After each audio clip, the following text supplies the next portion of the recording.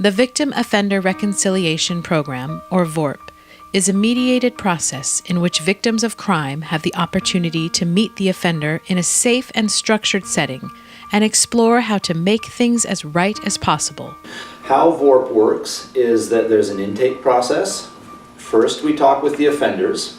If they agree to go through with this program, then we talk with the victims, and we let them know that the offender is willing. If the victim is willing to go through with the process, then we arrange a mediation between the victim and the offender. This is done usually with two mediators. The context in which I see it in the VORP is a partnership of the victim and the offender and the community. And I feel like the difference that it makes is it involves all of those pieces of the community to reach a resolution. The point is to talk about what happened, what was the impact on the people involved, why it happened, and how to make things right. And that's a discussion that as much as possible we do need to facilitate to happen between the victim and the offender, because oftentimes for both parties this is a really unusual conversation to have. And even if they're both there willing, sometimes it's not easy to know how to have that conversation. And so the VORP program has a structured process for that mediation. So it's not the criminal justice system of imposing punishment, but trying to make things right, trying to, for the victim, let them have a say in what happens, and for the offender, some sense of accountability to the victim and understand what that situation has meant to the victim. So it can often, I think, bring a healing by involving all of those different individuals who have an active role to play in the resolution. A big difference restorative justice can make is in the cost-effective process. 90%, 90.1% of kids who go through the VORP process don't recidivate.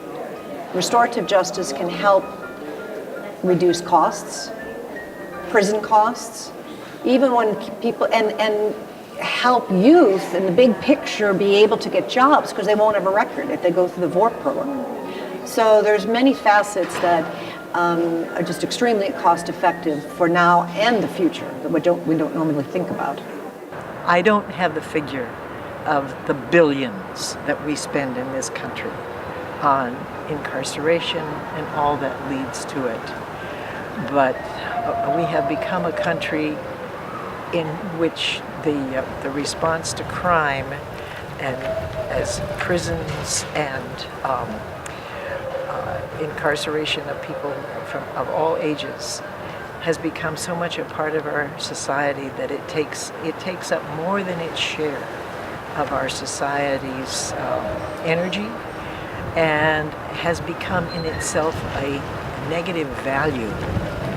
So it seems to be common sense to me to do what we can to try to keep those people out of prison, if applicable. I'm not one who thinks that every individual necessarily deserves a second chance. However, in many contexts, it is beneficial to determine alternative strategies by which you can give people an opportunity to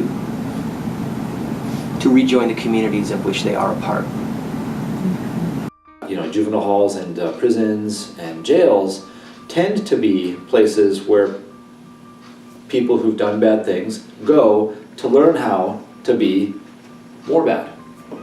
Prison is part of the cycle. People coming out of prison is part of the cycle. Punishment is a continuation of the cycle. All of these things are steps in continuing the cycle, and restorative justice is an effort to stop that and change the nature of the cycle into something that is about fixing, that is about healing, that is about repairing.